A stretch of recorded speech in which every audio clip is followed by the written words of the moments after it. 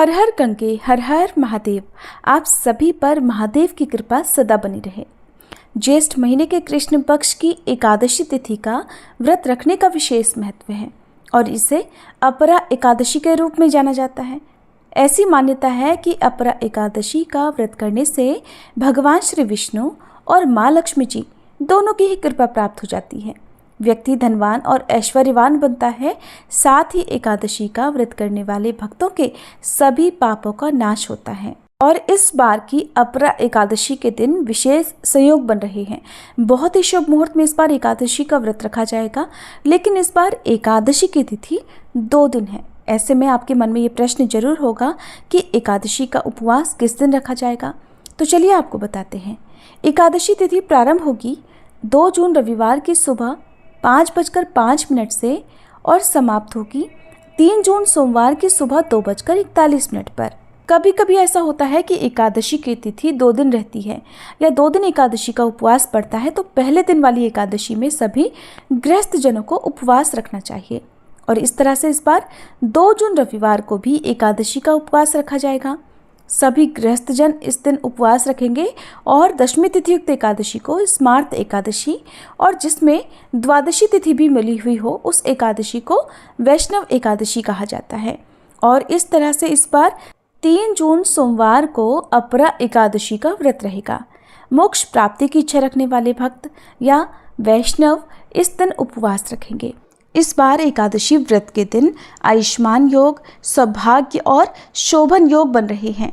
और इन योगों में यदि सच्चे मन से भगवान की पूजा की जाए, व्रत रखा जाए, तो आपकी जो भी मनोकामना है वो बहुत जल्दी और निश्चित ही पूर्ण होती है। द्वादशी तिथि प्रारंभ होगी 3 जून सोमवार की सुबह 2:42 से और इसी के साथ हरिवासर का समय भी शुरू हो जाएगा।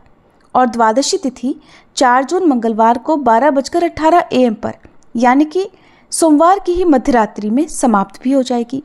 और हरिवासर का जो समय है वो 3 जून सोमवार को सुबह 8:30 बजे तक समाप्त होगा। और हरिवासर का समय बीतने के बाद ही आपको व्रत का पारणा करना चाहिए। तो जिन भी भक्तों ने रविवार के दिन एकादशी का उपवास रखा है उन्हें 3 जून सोमवार को व्रत खोलना होगा सुबह 8:35 से 9:55 के बीच में।